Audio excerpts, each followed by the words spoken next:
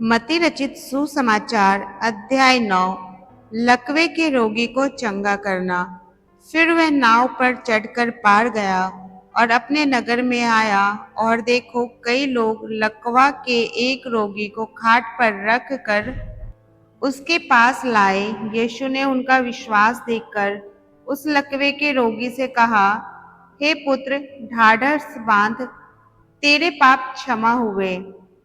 इस पर कई शास्त्रियों ने सोचा, यह तो परमेश्वर की निंदा करता है। यीशु ने उनके मन की बातें जानकर कहा, तुम लोग अपने अपने मन में बुरा विचार क्यों कर रहे हो?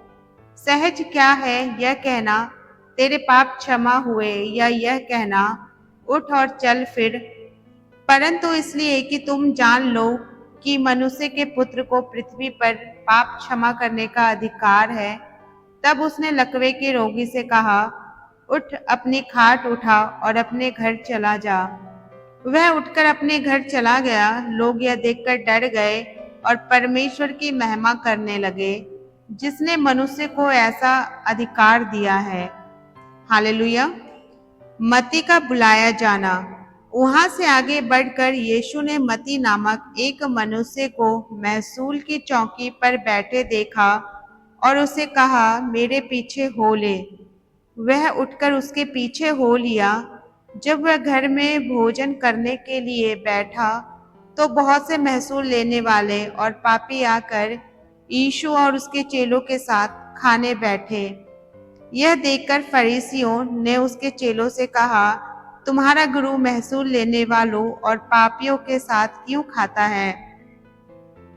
यह सुनकर यीशु ने उनसे कहा, वैद्य भले चंगों के लिए नहीं परंतु बीमारों के लिए आवश्यक है। इसलिए तुम जाकर इसका अर्थ सीख लो।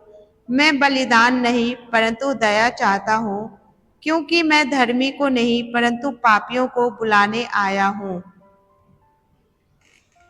तब यूहन्ना के चेलों ने उसके पास आकर कहा, क्या कारण है कि हम और फरीसी इतना उपवास करते हैं, पर तेरे चेले उपवास नहीं करते? यीशु ने उनसे कहा, क्या बाराती तब तक दूल्हा उसके साथ है शोक कर सकते हैं? पर वे दिन आएंगे जब दूल्हा उनसे अलग किया जाएगा, उस समय वे उपवास करेंगे। कोड़े कपड़े का पैबंद पुराने वस्त्र पर कोई नहीं लगाता, क्योंकि वह पैबंद उस वस्त्र से कुछ और खींच लेता है और वह अधिक फट जाता है। और लोग नया दाखरस पुरानी मशकों में नहीं भरते, क्योंकि ऐसा करने से मशकें फट जाती है और दाखरस बह जाता है और मशकें नष्ट हो जाती है। परंतु नया दाखरस नई मशकों में भरते हैं और वे दोनों बचे रहते हैं। हालेलुया। अब हम पढ़ेंगे मृतक लड़की और बीमार स्त्री।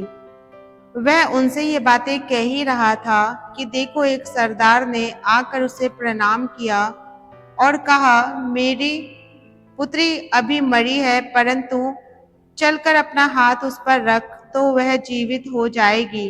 यीशु उठकर अपने चेलों समेत उसके पीछे हो लिया, और देखो, एक स्त्री ने, जिसको 12 वर्ष से लहू बहने का रोग था, पीछे से आकर उसके वस्त्र के आंचल को छू लिया, क्योंकि वह अपने मन में कहती थी, यदि मैं उसके वस्त्र ही को छू लूंगी तो चंगी हो जाऊंगी। यीशु ने फिरकर उसे देखा और कहा, पुत्री, ढाढ़स बांध, तेरे विश्वास ने तुझे चंगा किया। अतः वह स्त्री उसी घड़ी चंगी हो गई। जब यीशु उस सरदार के घर में पहुंचा और बांसुरी बजाने वालों की भीड़ को हुल्लड़ मचाते देखा, तब कहा, हट जाओ, लड़की मरी नहीं पर सोती है। इस पर वे उसकी हंसी करने लगे।